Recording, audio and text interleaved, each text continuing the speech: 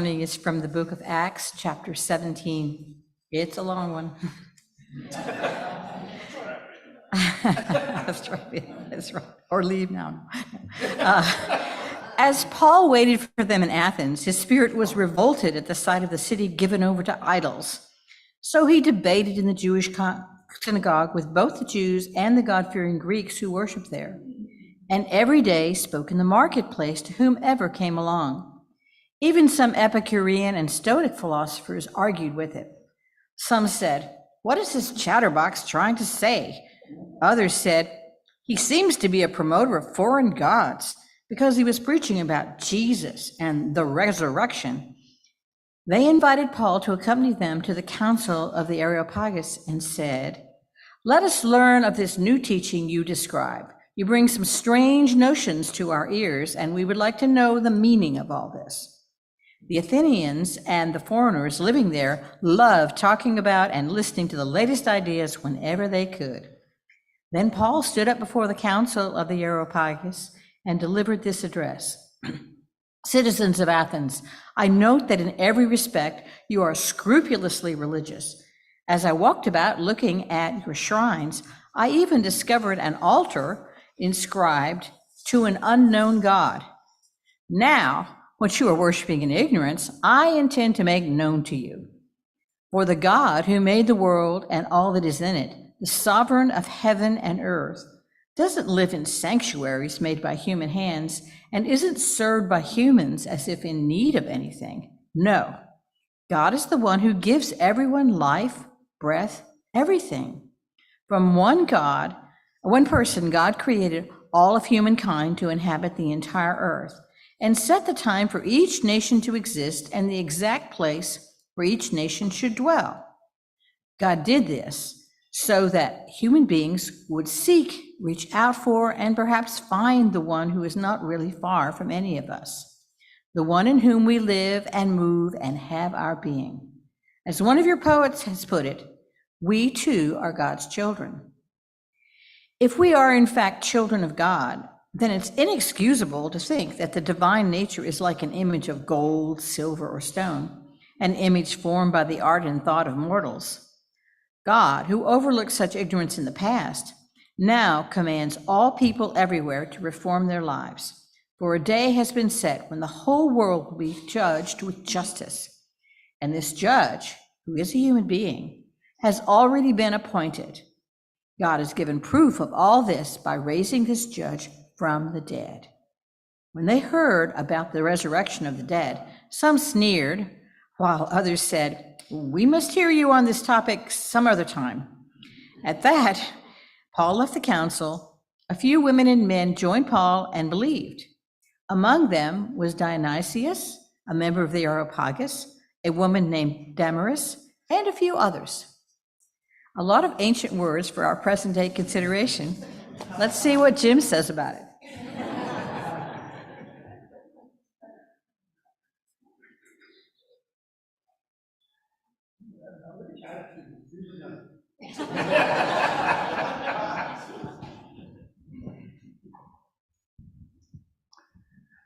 It is a long passage. I just couldn't figure out what to cut out. It's one of the strangest passages in the whole Bible. Technically speaking, it's blasphemy, but it's right there. We'll look at that in a second. I want to thank those of you who have sat through the Sophia series, the world's longest sermon series. Today it comes to an end, but what I wanted to share with you is that before Jesus came along, for a couple hundred years before that, there were a mystical form of poetry. It was a wisdom literature. Catholics still have it in their Bible, we don't. But wisdom was personified as this female Sophia. What I want to suggest is the traditional passage is the same wisdom literature. It just happens to be a guy saying it, but he's quoting Sophia very often. And what that tells you is it can be understood universally, that it's not just for Christians, as poetically. So if it contradicts reason and science, you stick with reason and science and consider it to be poetry and see what it illumines and what it wakes you up to. And the reason this is so important to me is that I think bad religion is deadly. I've always felt that way, but these last, when did Trump, so whatever this last period of time has been, where the pathologies all came up. And I don't think it's bad people. There are some very questionable characters in there somewhere, but I think American religion has always had a pathology to it. I think racism, classism, sexism came on the Mayflower. I don't think they came in the last, 15 years. And so it's an opportunity for us to go deeper into the tradition and take out what's unhealthy and lift up what would be healthy. I went to a funeral earlier this week. One of the people that was in my youth group, this is how old I am, was in my youth group, and it was like really the whole family. They'd grown up, but one of the sons was struck in a hit and run. I don't know if you can call it an accident, but he died, and the family was very devastated, obviously. So I went to the funeral just to be of support. And one of the older brothers spoke first and said that he was afraid his brother wasn't saved. Now, if that had been a preacher, I probably just would have stood up and said something. Because I think we're way too patient with abusive religion. I'm probably too much of a coward, but at some point, and then the sisters did their presentation and said how hard they'd reached out for this brother and given him religious literature, and he didn't want to hear it. And so, if there's somebody in your life and you're not sure if they're saved, to say it now, that kind of a thing. And the strange thing was he had left that religion, which I applaud. And he had heavy metal friends that were there. So you had like the religious people I knew that were dressed kind of like me at the time. And then people that wore t-shirts from the concerts that they had been. And so when it came time for friends to speak, I just knew I couldn't just sit there. So, like usual, I got up and I said that my understanding of Christianity is that Jesus was trying to teach love, not religion.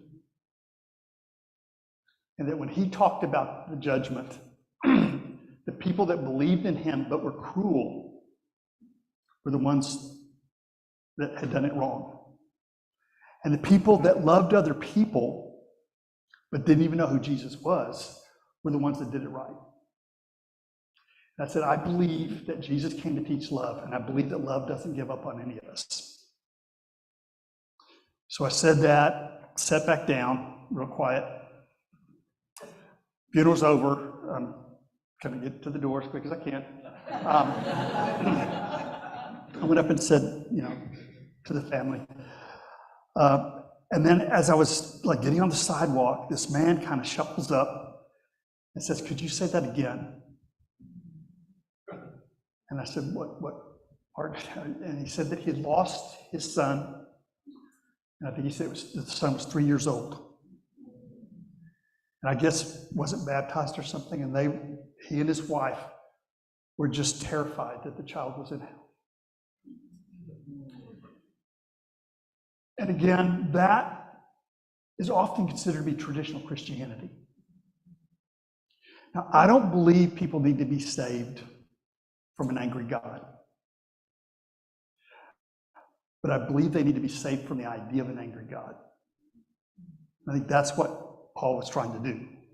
I do not believe that people need to be saved from a demon named Satan or the devil. If you believe in the devil, please know that's polytheism. But if you have a loving God and you have another deity, basically, that's strong enough where you can't just fire him. That's not monotheism. So I don't believe people need to be saved from an evil demon or demons, but I do believe that we need to be saved from the idea. I think it's a lot of what Paul was doing was going to cultures where people were terrified, shut down, bad religion. And and Paul wrote letters to them that were basically trying to take it down to the level of their pain. And the unfortunate thing is the letters get duplicated, and 2,000 years later, people don't realize that he was trying to speak their language. He was trying to enter into their nightmare. And so now the church first scares you of an angry God and then saves you. First terrifies you of Satan and then saves you. That's not, I don't think, what Paul was doing. We're looking at a series. This is the last one, which says that Jesus may not have been a magical person. He may have been a wise poet, talking not about himself, but the ground of being in a way where we can harmonize ourselves to that. And it may be that science isn't in any way contradicting the teaching, because the teaching is a poem. It's not dogma, it's a poem where you can learn to feel your own heart and live there. Let's look at the Sophia passage, our last Sophia passage. This is coming from Sirach, which is not as wise as the Wisdom of Solomon. There's a drop-off. It's like the later books of Paul were written by other people, and there's just a huge drop-off in the wisdom and the maturity and the universality. Like, the universality isn't there. So you see an attempt towards universality, but there's kind of a relapse. So get ready. This is Sophia speaking. And when Jesus spoke, I am the way, I'm the path, I'm the door, he was using the wisdom poetry. He wasn't talking about himself as a historical figure. So Sophia says, I'm the word come forth from the mouth of God. I enveloped the earth like a mist. I dwelt in the high heavens, my judgment seat a cumulus cloud. Alone I encompassed the vault of the sky. I wandered across the abyss, over the waves of the sea, over the whole earth. Over all peoples and nations I reigned. Okay, that's mysticism. It's about to drop off a little bit. That includes everybody.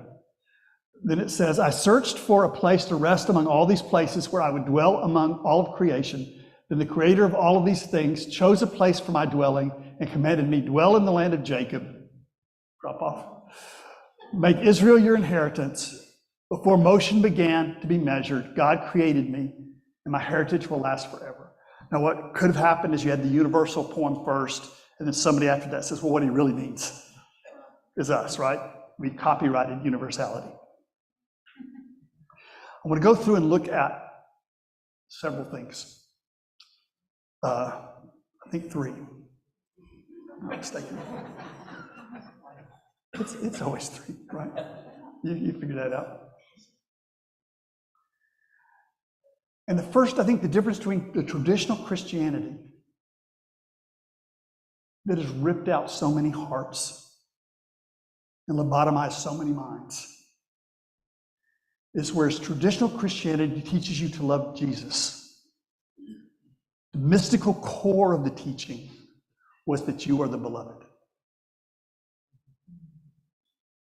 Jesus didn't come just to say how smart he was and how good he was. He came to model for you what your own greatness looks like and to call you to that greatness, to that depth. Which is why in the end he says, I no longer call you my disciples, I call you my friends. In this mystical understanding of Christianity, which is poetic and universal, you get to grow up. You get to grow up. So it's not Jesus as the only child of God. It was Jesus as the firstborn in this poetry that calls you to your own realization that you are the offspring of whatever the ground of being is.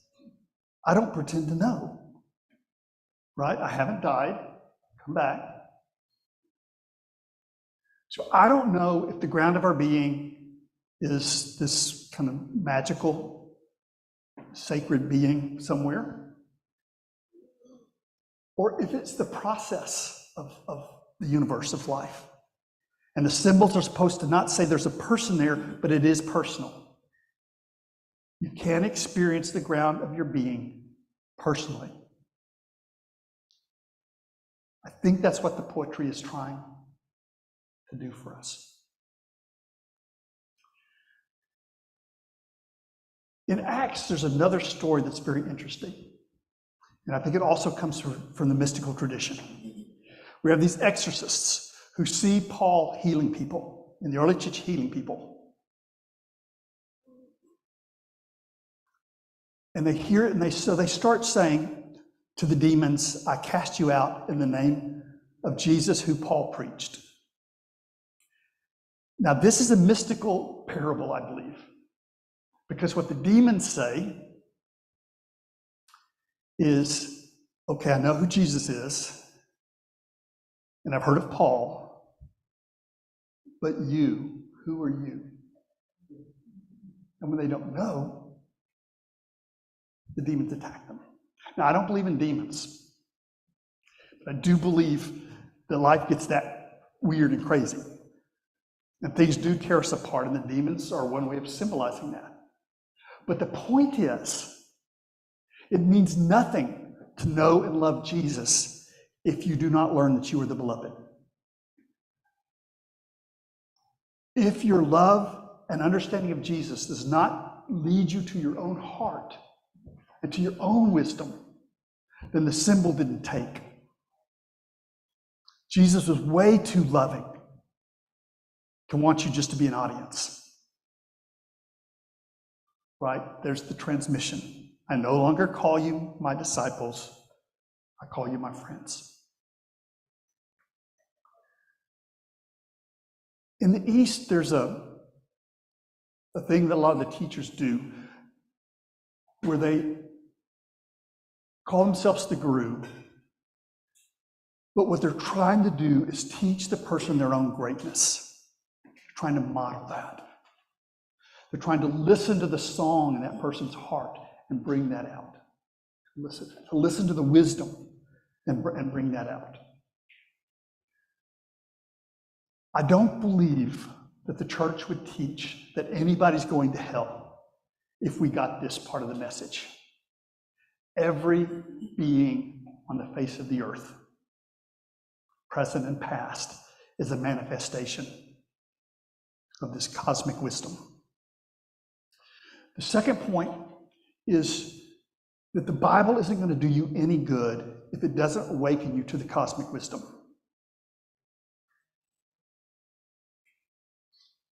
If you think wisdom is contained in this book, if you think the word is something some human being said, as opposed to the creative principles of the universe, it's much closer to the periodic chart, the laws of physics, the science of perspective in art, the skill of music. It's much closer to those patterns than it is words on a page. The Word of God, as you see in these passages, these Sophia passages, are the creative principles, the patterns that we find in the universe. The Bible is a witness to that. The Bible is a type of poetry where we can have conversations about meaning.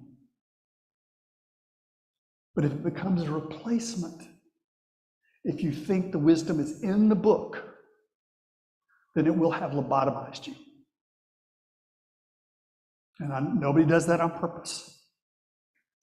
But if it does not inflame your own curiosity to learn, and that's the definition of wisdom in the Wisdom of Solomon, it's the love of learning.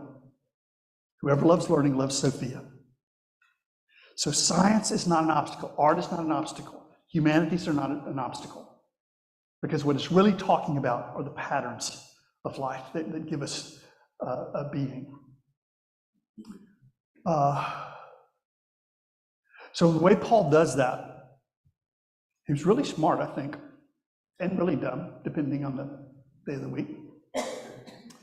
But what he did was he goes, and all these philosophers are there, and he says, I see you're very religious. That's so Paul.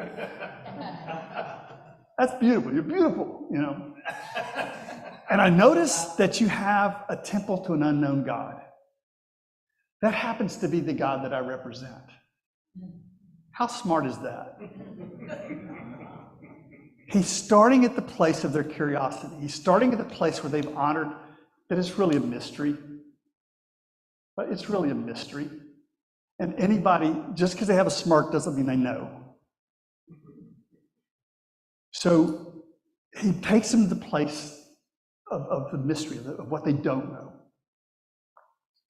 He says, I want to talk to you about that. And then he quotes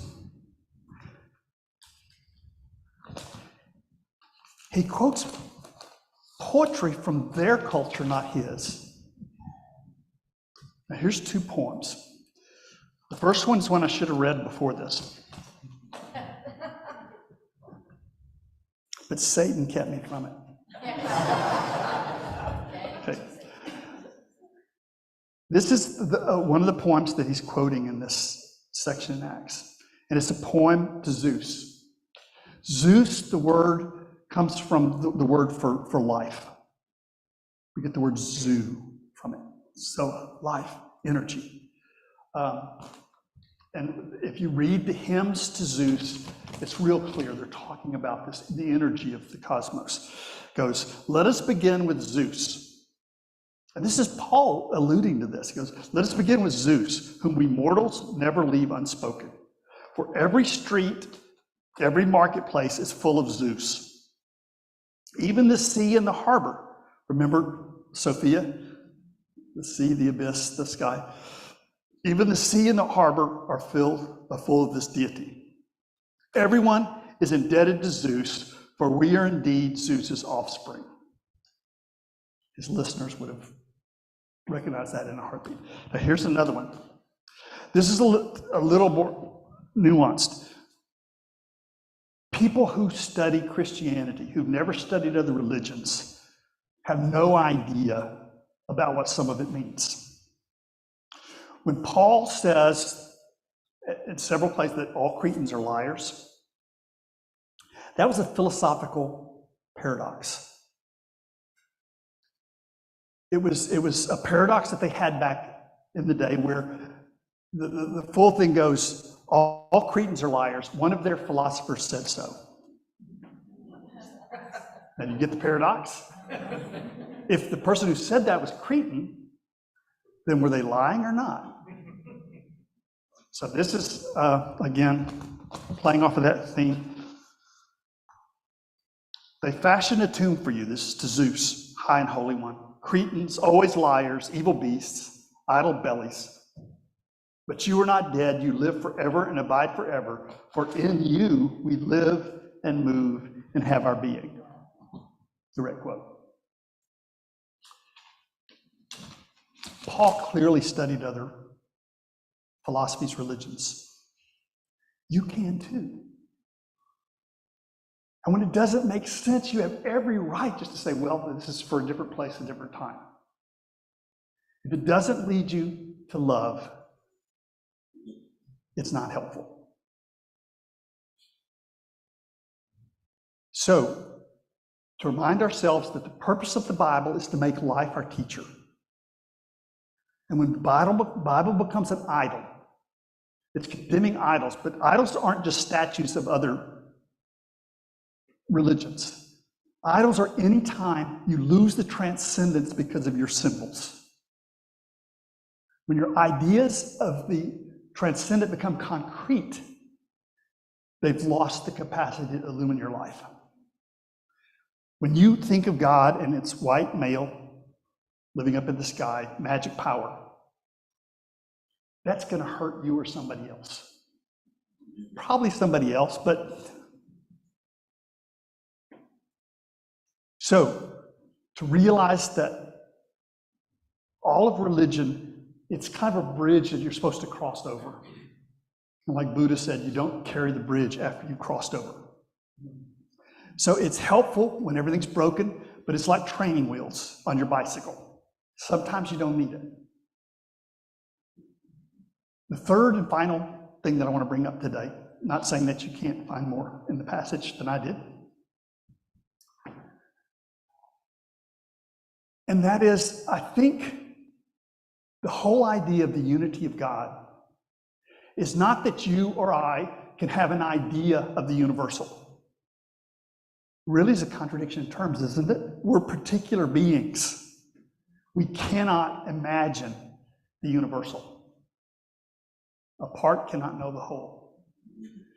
What the poetry can do is remind us there's something bigger, deeper, and more immediate than we can understand. But the whole point is an experience of our place in the universe, not a philosophy about it, not a science about it, not an ethics about it. When we turn these symbols into ethics, we hurt people. When we turn them into science, we deceive ourselves and others.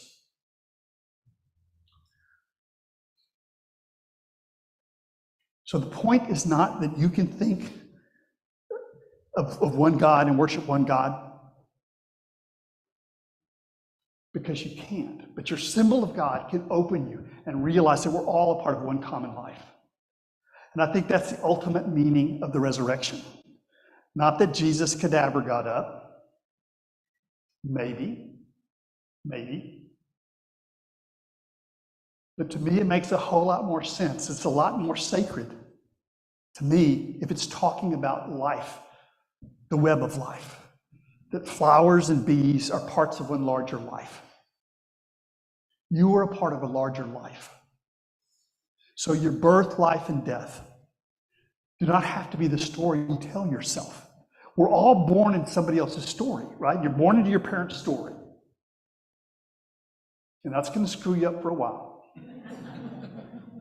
And you're going to die before the story gets finished. There's no crossing the finish line. So it's realizing our lives are part of a larger life. And we give ourselves to that. And then it doesn't have to necessarily be fair for me. It's a possibility that I can manifest the greatness in me to bring out my love for you, and I can give myself for that. And that life doesn't die. That life goes on. And I think that's the affirmation, that's the hope. Not this is going to rise up from the dead, because it's not really that great. And every day it's a little less great. You know, if I rise up with this body, that's not great. But I can't believe that, you know, God, okay, 35, is that a good year? You want to come back at 30? It's also not what life is, right? Life is birth, death, and then a new form. And it's always growing. It's always this, you know, this beautiful dance. So the more we love each other and life, the more that idea of the resurrection gives us hope. So we've all been at funerals where we're saying, I think I'm on the wrong team, right? You've been at funerals, you think, okay, Christianity is broken. But it doesn't have to be. And what I've tried to do in this series is show that it has mystical roots, it has universal roots. It has roots that celebrated reason and creativity and justice over and over again. And that can be your religion, whether you call that Christianity or not, whether you call it religion or not. It's not enough to know and love Jesus. That's the first step to knowing and loving the fact that every being is a manifestation and expression of the common ground of being. That the Bible is not enough. The Bible is kind of like a decoder ring to help you realize that life is your teacher. And every leaf, every tree, every animal is teaching you something that's very important about the life process. And finally, that we're part of one large whole. And even when nothing makes sense, that can be beautiful and meaningful. I don't know the ground of our being is a sacred person or a cosmic process. But I do trust what Paul is saying in this passage, that whatever that sacred something is, in that we live and move and have our being. I invite you now to your own reflection on these words.